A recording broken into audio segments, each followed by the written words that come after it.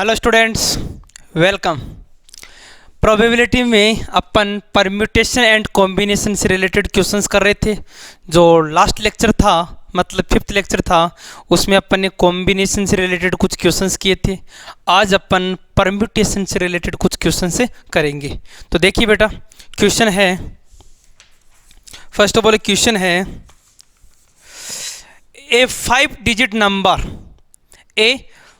digit number formed by using the digit 1 2 3 4 5. A 5-digit number is formed by using the digit 1 2 3 4 5 without repetition मतलब repetition not allow. Without repetition, find the probability that the number is divisible by 4. Find the probability that number is divisible by 4.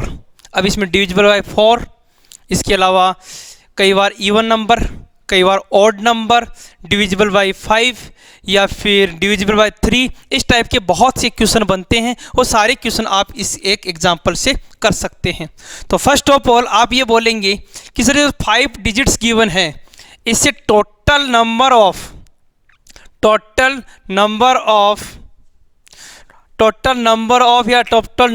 Veg to arrange and find 5 digit number. तो अगर 5 digit number की आप बात करें तो आप इन 5 digit से बनने वाले टोटल नंबर ऑफ डिजिट्स हैं, टोटल नंबर ऑफ नंबर हैं, वो क्या क्या बन सकते हैं।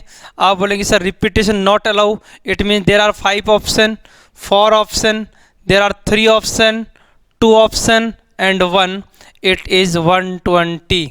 या अपन डायरेक्टली इसको लिख सकते हैं 5 डिफरेंट नंबर है, इनको अरेंज करने की जो वेज हैं दैट इज़ 120 फैक्टोरियल 5।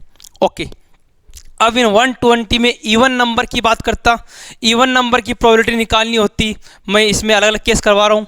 मान लो probability of getting even number, अगर मान लो इवन नंबर की बात करता हूँ तो आप ऐसे बोल सकते थे कि इवन नंबर के केस में आप यहाँ पे या तो रखते 2 या रखते 4। सो देर आर 2 ऑप्शन, या तो 2 या 4। ओके, फिर यहाँ पे वही 4 ऑप्शन, यहाँ पे वही 3 ऑप्शन, 2 ऑप्शन, 1 ऑप्शन। बोलो इसके अलावा कोई तरीका नहीं था। तो ये कितना हो गया, 4 2 जा 8, 8 2 जा 16 एंड 48 फेवरेबल केस हो गए और टोटल हो गया आपका 120। तो इवन नंबर आने का प्रोबेबिलिटी है वो हो गया 48/120। ओके, इसी तरह मान लीजिए ऑड का पूछ लेता। अब ऑड का पूछ लेता आप क्या बोलते कि सर इवन नंबर का 48/120 है, इवन नंबर का 48/120 है। तो अपन इसको थोड़ा सिंप्लीफाई कर लेते हैं। 12 4 जा 48 एंड 10 2/5। इवन नंबर का 2/5 है, तो ऑड नंबर का प्रोबेबिलिटी क्या हो जाएगा। आप कहेंगे टोटल में से 2/5 माइनस कर दीजिएगा, बिकॉज टोटल 1 होता है तो 3/5 हो जाएगा, 3/5 आ जाएगा। इसके अलावा आप ऐसा ना करके ऐसा भी कर सकते हैं कि सर अगर ऑड नंबर चाहिए तो यहाँ पे क्या आ सकता है, यहाँ पे 1 3 या 5 इन तीनों में से कुछ भी आ सकता है। तो यहाँ पे कोई भी 3 ऑप्शन, कोई भी number 1 3 5, so there are 3 option.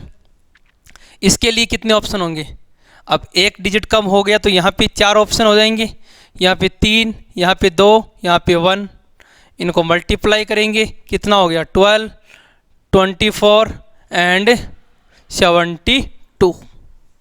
Favourable के 72, टोटल 120, आंसर हो गया 72/120, 6/10 मतलब 3/5। तो अगर इवन नंबर का प्रोबेबिलिटी पूछे तो आप इवन नंबर का जो फेवरेबल केस है अपॉन टोटल केस, और ऑड का पूछे तो आप या तो 1 में से इवन को माइनस कर सकते हैं या ऑड का अलग से निकाल सकते हैं। ओके, बट जो अपना क्वेश्चन था वो क्या था, find the probability of that number which is divisible by 4। तो आप बोलेंगे सर जो नंबर 4 से डिविजिबल है, जो नंबर 4 से डिविजिबल है, तो आप कैसे चेक करेंगे 4 से डिविजिबल नंबर को? तो मैं आपको कहूँगा कि 4 से डिविजिबिलिटी चेक करने का एक तरीका होता है कि लास्ट के 2 डिजिट लीजिए। लास्ट के 2 डिजिट से जो नंबर बनेगा वो 4 से डिविजिबल है कि नहीं है। अगर लास्ट के 2 डिजिट से जो नंबर बन रहा है वो 4 से डिविजिबल है, इट मीन्स पूरा नंबर 4 से डिविजिबल होगा। तो आप अगर यहाँ बात करें, जैसे मान लो इनसे बनने वाला एक 24, मान लीजिए 24 बन रहा है, ये 4 से डिविजिबल है। इसके अलावा और क्या बन सकता है? इसके अलावा और क्या बन सकता है जिसमें लास्ट में आप बोलेंगे सर 2 4 से बन सकता है। इसके अलावा 3 2 32 32 4 से डिविजिबल है। इसके अलावा और क्या हो सकता है? इसके अलावा और क्या हो सकता है भाई? आप बोलेंगे सर इसके अलावा 52 हो सकता है 5 और 2 से। इसके अलावा और क्या हो सकता है जो 4 से डिविजिबल है? लास्ट के 2 डिजिट देख लो ओनली। इसके अलावा हो सकता है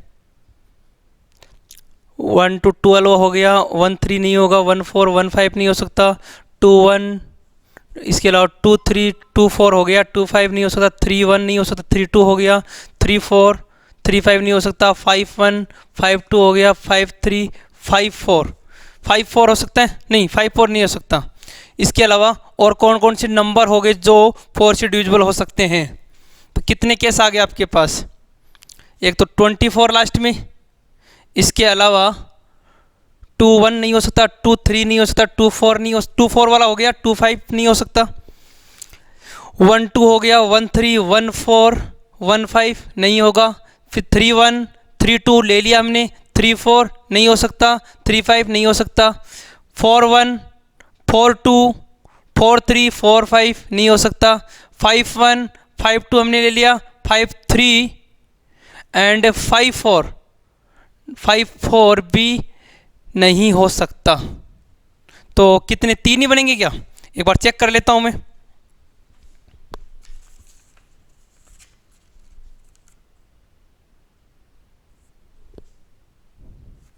सॉरी, हाँ 1 2 वाला लिखा नहीं हमने, 1 2 वाला 4 बनेंगे, 1 2 तो लिखा ही नहीं हमने, 1 2 वाला।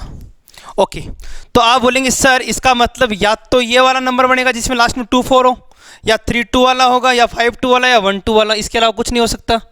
अब कितने नंबर ऐसे बनेंगे जिसमें लास्ट में 2 4 आएगा?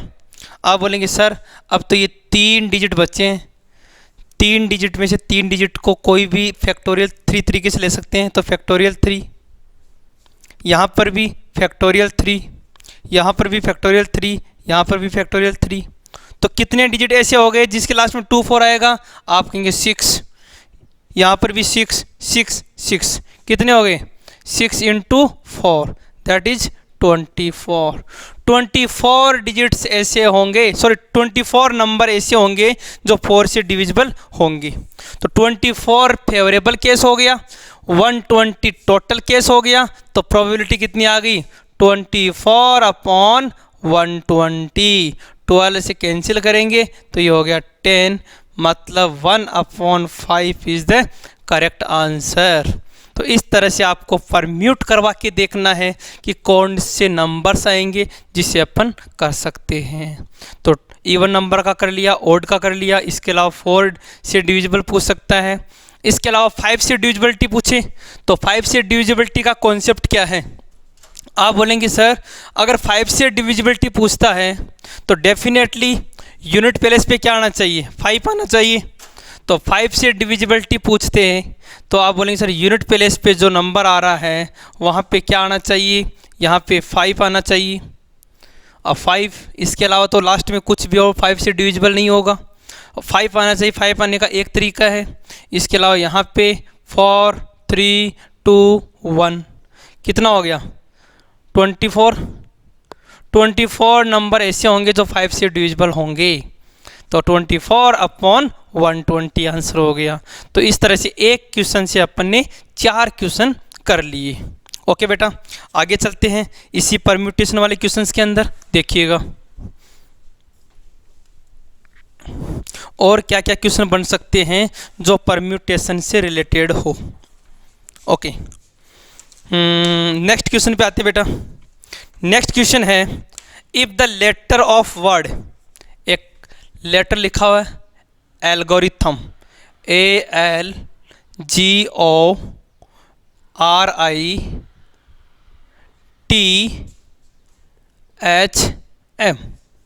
algorithm. If the letter of word algorithm are arranged at random in a row, what is the probability that the letter GOR must remain together as a unit?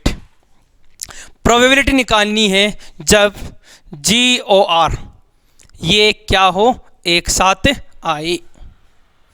अब इसमें वो सारे केस पूछ सकता है कि what is the probability the vowels come together, what is the probability consonant come together, इसके अलावा what is the probability that start from A. बहुत सारे केसेस बन सकते हैं। तो फर्स्ट ऑफ ऑल आप मुझे ये बताइए कि हाउ मैनी टोटल वेज, कितने तरीके ऐसे होंगे जहाँ पे अपन इन सारे लेटर को अरेंज कर सकते हैं। तो आप लोगों ने परम्यूटेशन कॉम्बिनेशन अच्छे से पढ़ रखा है।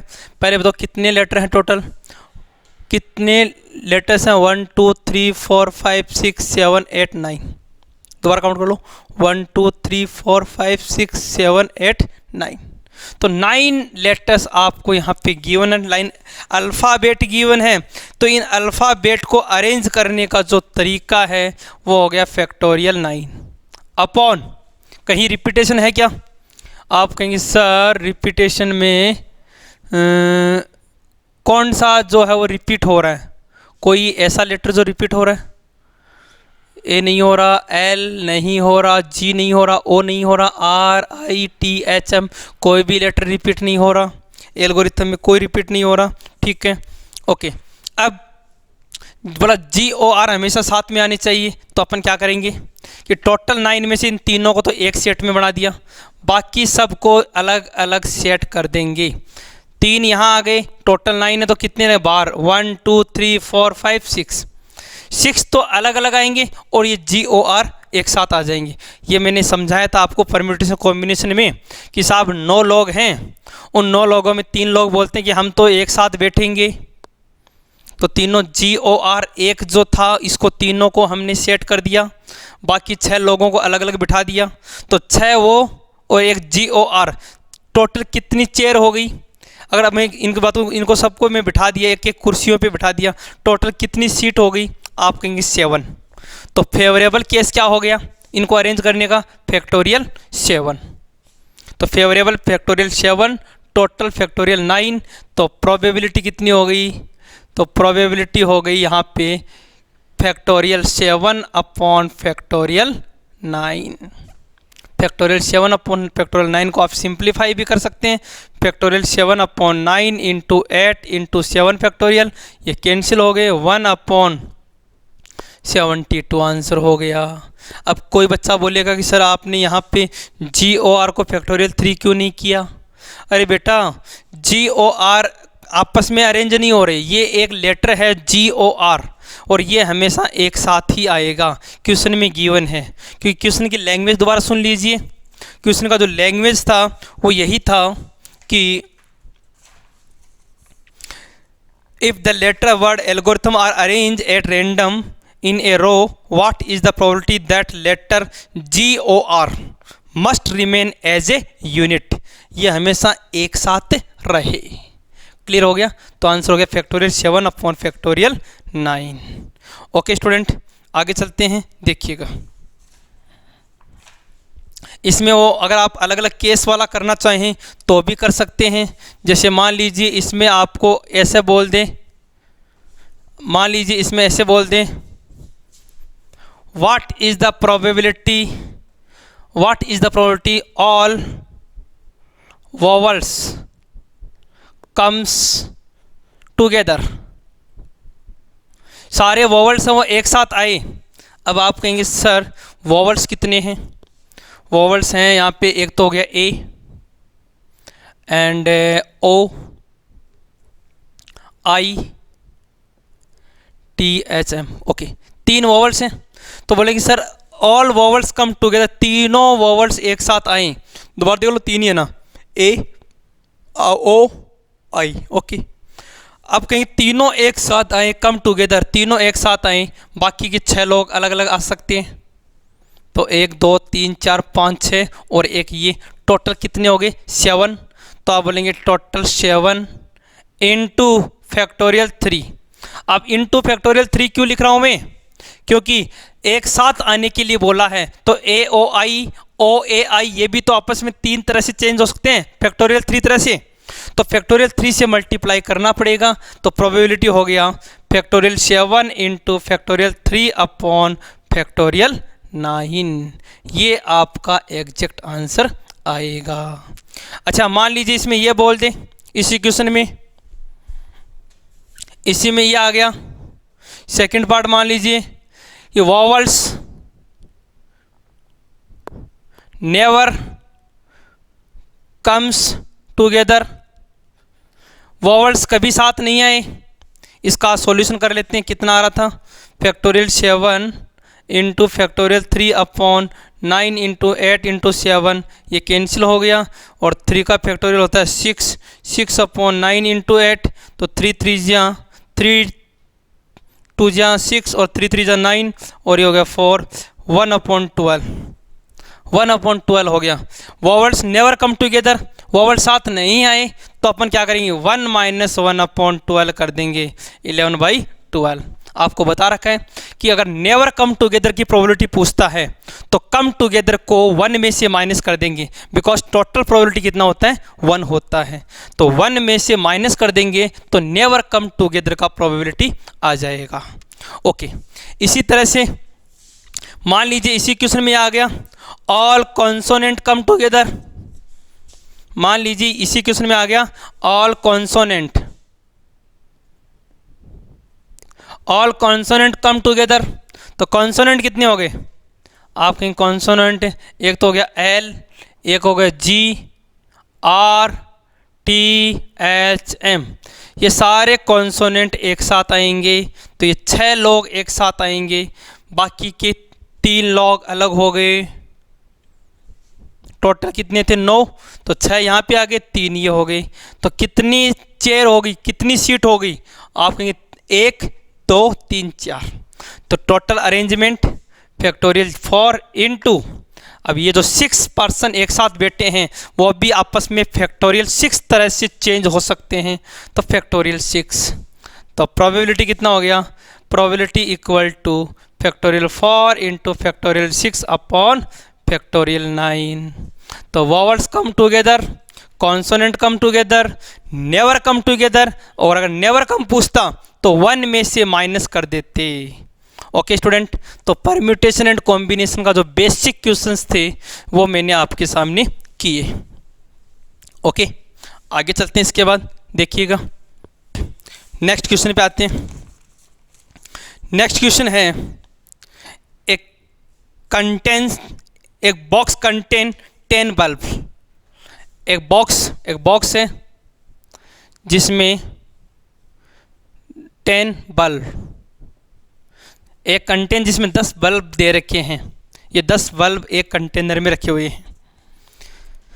Of which just 3 are defective, उन 10 में से 3 क्या है, डिफेक्टिव है। 3 आर डिफेक्टिव, 10 में 3 डिफेक्टिव हैं। In a random sample of 5 bulb is drawn, इनमें से एक सैंपल लिया जाता है कितने बल्ब का, 5 का। In a random sample of 5 bulb is random, find the probability that sample contain exactly 1 defective. Exactly 1 defective, साहब 10 बल्ब हैं, उनमें से 3 डिफेक्टिव हैं, मतलब 7 सही है। आपको प्रोबेबिलिटी निकालनी है कि 5 बल्ब लिए जाते हैं और उन 5 में से एग्जैक्टली 1 डिफेक्टिव। सेकंड पूछा है exactly 2 defective.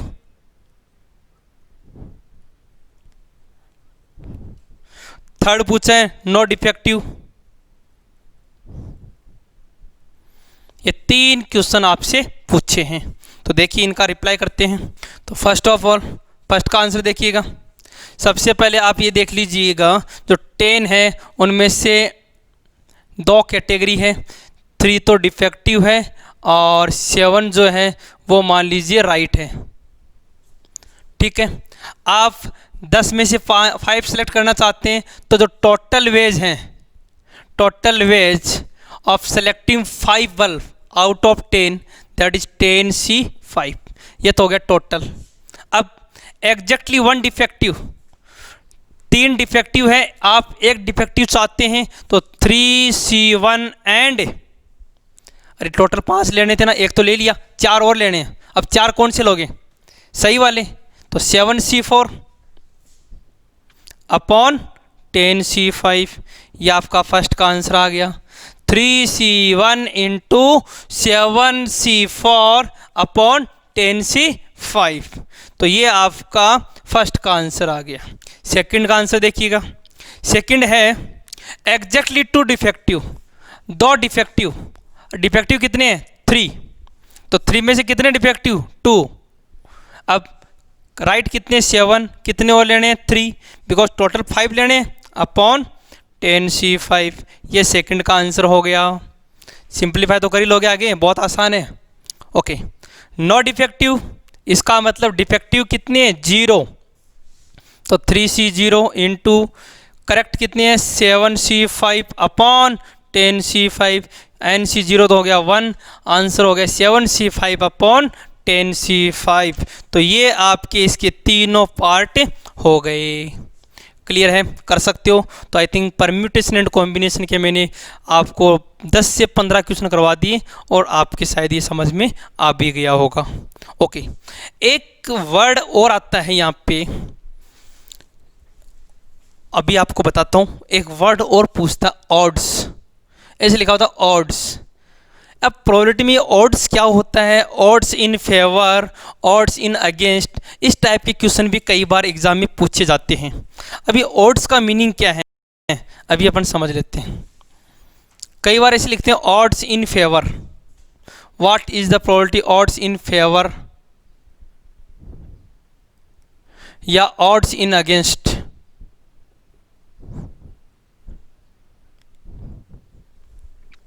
Odds in favour, odds in against, इस टाइप के क्वेश्चन भी कई बार पूछे जाते हैं। तो क्या है odds in favour, odds in against का मतलब समझो।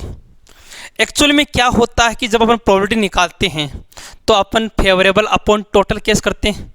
अब जो नीचे टोटल केस आप करते हो, उन टोटल केस में 2 बातें छुपी होती हैं। कौन कौन सी? एक तो फेवर और एक अगेंस्ट। जैसे मैं कहता हूँ कि आज मान लीजिए इंडिया पाकिस्तान का मैच हो रहा है और इंडिया पाकिस्तान के मैच में इंडिया के जीतने के 70% चांसेज है, 70% चांस है। इस बात का क्या मतलब है कि इंडिया की जीतने का 70% चांस है।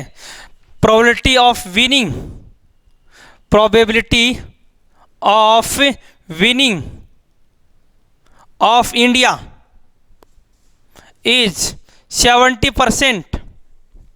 इस बात का क्या मतलब है? इसका मतलब यह है कि टोटल परसेंट होता है 100, उसमें इंडिया की जीतने की चांसेस 70। यह तो हो गया प्रोबेबिलिटी कि 70 अपॉन 100 विनिंग चांसेज हो गए, प्रोबेबिलिटी हो गई। लेकिन अदर वे में अगर मुझे कोई पूछे कि सर आप ये बताइए कि अगर इंडिया के जीतने के चांसेस 70 है तो नहीं जीतने के कितने हो गए? तो आप कहेंगे 30 हो गए। तो अगर इंडिया के जीतने के 70 हैं तो नहीं जीतने के कितने हो गए? 30। अरे वो एक नहीं हुए, तभी तो 70 और 30 100 हुए। तो आपको हमेशा ऑड्स का मतलब यही होता है कि जो फेवरेबल केस है एंड जो अनफेवरेबल केस है उनका रेशियो निकालना होता है। तो अगर मेरे को कोई पूछे what is the odds, what is the odds to winning India, या what is the favourable odds, question याद आता है what is the favourable odds of win India, India के विनिंग का फेवरेबल ऑड्स क्या होगा? तो आप कहेंगे सर 70:30, रेशियो लिखना होता है 70:30, मतलब 7:3। तो इंडिया के जीतने का जो फेवरेबल जो रेशियो है, जो फेवरेबल ऑड्स है, वो कितना हो गया? 7:3। और अगर अगेंस्ट पूछ लेता, what is the against odds of India winning, तो आप बोलेंगे 7 रेशियो का उल्टा लिख दो 3:7, बस। तो एक तरह से जो प्रोबेबिलिटी गिवन है इसको आप रेशियो में डिनोट करते हैं, दैट इज कॉल्ड ऑड्स। इसको क्या बोलते हैं? ऑड्स। तो यहाँ से आप ये देख सकते हैं कि अगर आपको ऑड्स गिवन है तो प्रोबेबिलिटी निकाल सकते हैं, और प्रोबेबिलिटी गिवन है तो ऑड्स निकाल सकते हैं। बहुत इजी रहता है। जैसे मान लो मैं कोई भी ऑड गिवन दे दिया कि साहब किसी भी केस का फेवरेबल ऑड है 3:5, किसी भी एक्सपेरिमेंट का फेवरेबल ऑड है 3:5, तो अगेंस्ट कितना हो जाएगा? 5:3।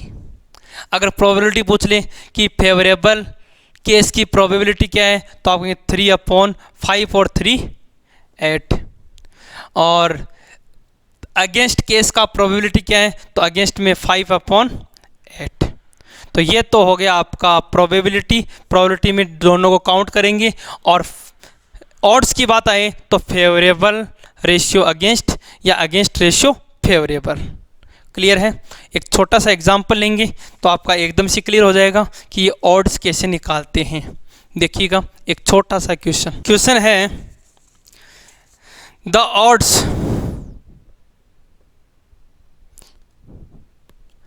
Odds in favour of an event are 3:5। The odds in favor of an event are 3:5. Find the probability. Find the probability of occurrence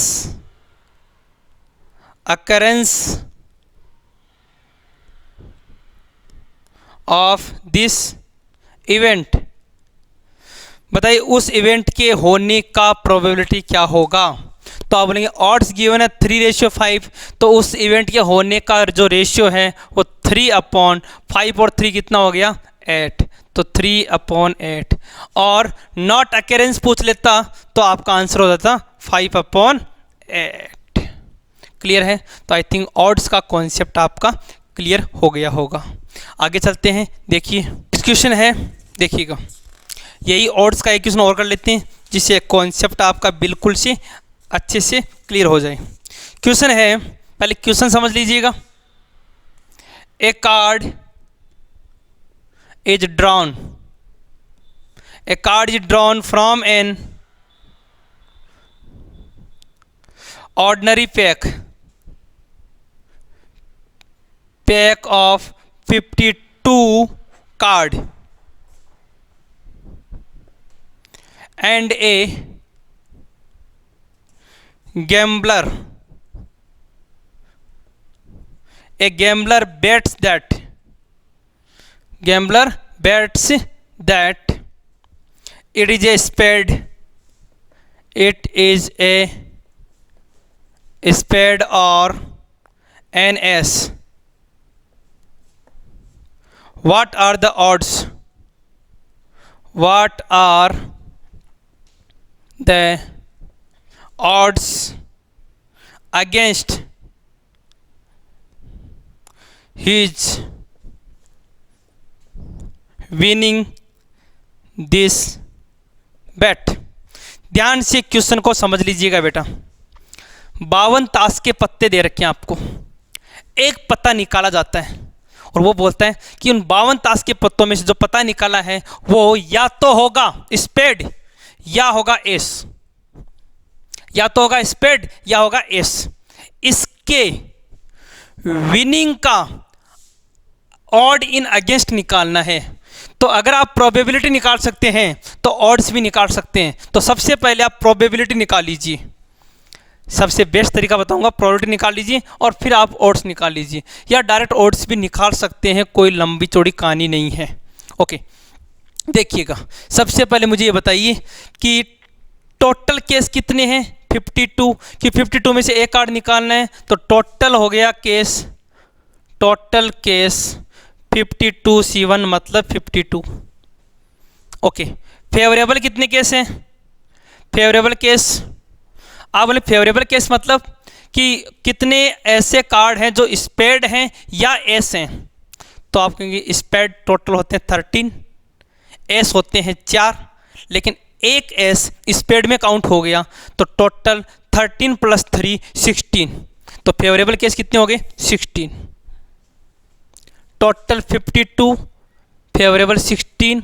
तो अगर प्रोबेबिलिटी की बात करें, प्रोबेबिलिटी इन फेवर, अगर प्रोबेबिलिटी इन फेवर की बात करें तो आप बोलेंगे 16/52 मतलब 4 और 13, 4 से काट देंगे 30।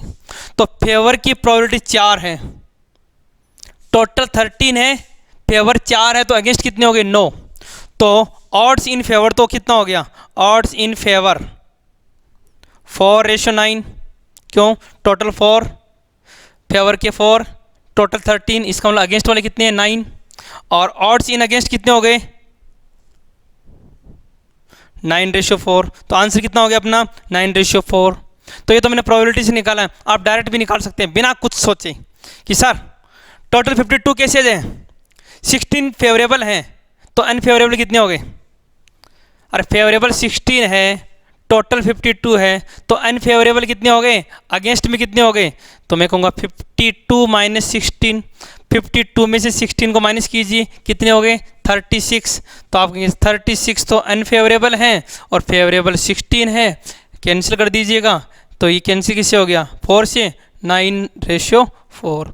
डायरेक्ट भी आप निकाल सकते हैं। तो ये हो गए बेटा फेवर के केस में फेवरेबल और अगेंस्ट के केस में ऑड्स निकालने का तरीका। ओके, तो ठीक है स्टूडेंट्स, ये प्रोबेबिलिटी का परम्यूटेशन एंड कॉम्बिनेशन का जो सेक्शन था वो मैंने अच्छे से करवा दिया। इसके अलावा आपके जो एनसीईआरटी सीट में जो क्वेश्चंस हैं इनको आप अच्छे से तैयार करें, जो प्रीवियस ईयर एग्जाम्स में आ रखे हैं उनको अच्छे से तैयार करें ताकि आपका कॉन्सेप्ट अच्छे से तैयार हो जाए। तो ये था अपना लेक्चर का 6th लेक्चर। 7th जो लेक्चर है उसमें अपन जो फॉर्मूले से रिलेटेड एडिशन, जो एडिशन थ्योरम है प्रोबेबिलिटी का वो करेंगे और उससे रिलेटेड क्वेश्चन करेंगे। ठीक है, थैंक यू, जय हिंद, जय भारत।